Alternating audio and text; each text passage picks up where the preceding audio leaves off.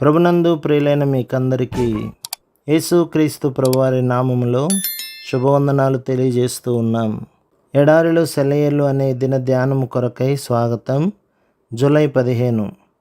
యేసు దేవుని కుమారుడిని నమ్మువాడు తప్ప లోకమును జయించువాడు మరి ఎవడు? యోహాను మొదటి పత్రిక 5వ అధ్యాయం 5వ వచనం.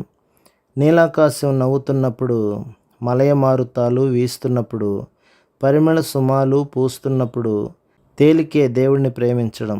పూలు పూసిన లోయల గుండా, సూర్యుడు వెలిగించిన కొండల మీద పాటలు పాడుతూ పరుగులెత్తే వేళ తేలికే ఆయన చిత్తాన్ని అనుసరించడం. కొండపోతగా వర్షం కురిసే వేళ, పొగమంచు పొరలుగా కమ్మిన వేళ, దారిలో అవరోధాలు ఎదురైన వేళ, గాలి విరోధంగా వీచిన వేళ, అరుణోదయాన్ని అంధకారపు రాక్షసి కబలించిన వేళ, కష్టం దేవునిపై నమ్మకం ఉంచడం, ఆజ్ఞకు లోబడడం. పాటలు పాడే పిట్టలు గాలిలో పందాలు వేసే వేళ, సన్నుతి గీతాలు మనసులో మనుగడలో సంతోషం నింపే వేళ, తేలికే నమ్మకం ఉంచడం.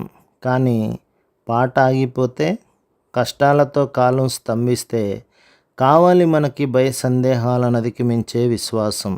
దేవుడే దీన్ని మనకు దయచేస్తాడు, లోటును భర్తీ చేస్తాడు. ఆయన మాటని నమ్మి ఆధారపడి అడుగుదాం విశ్వాసంతో.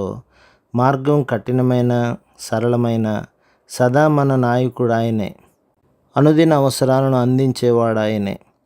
దేవుడు మన చేయి విడిచిపెట్టేస్తాడేమో అనిపించే పరిస్థితుల్లో కూడా నమ్మకం ఉంచడం, మన ఆక్రందనల్ని ఎవరు వినడం లేదేమో అనిపించిన, మన అరుపులకి కనీసం ప్రతిధ్వని కూడా వినిపించినంత శూన్యం ఆవరించిన విజ్ఞాపనలు చేయడం.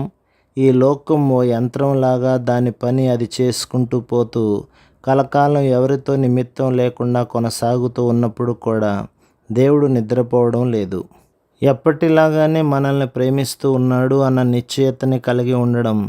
ఇది కావాలి అని కోరుకోకుండా మనకి ఏది దక్కితే అది దేవుడు మనకిచ్చిందని అనుకోవడం, ఓపికతో ఎదురు చూడడం, విశ్వాసం ఎండిపోతున్నదేమోనన్న భయం తప్ప ఇక చావుకైనా భయపడకపోవటం, ఇదే లోకాన్ని జయించే విశ్వాసం అంటే. ప్రభు మిమ్మును, మీ కుటుంబమును, మీ సంఘమును దీవించి ఆశీర్వదించునుగాక. ఆమేన్.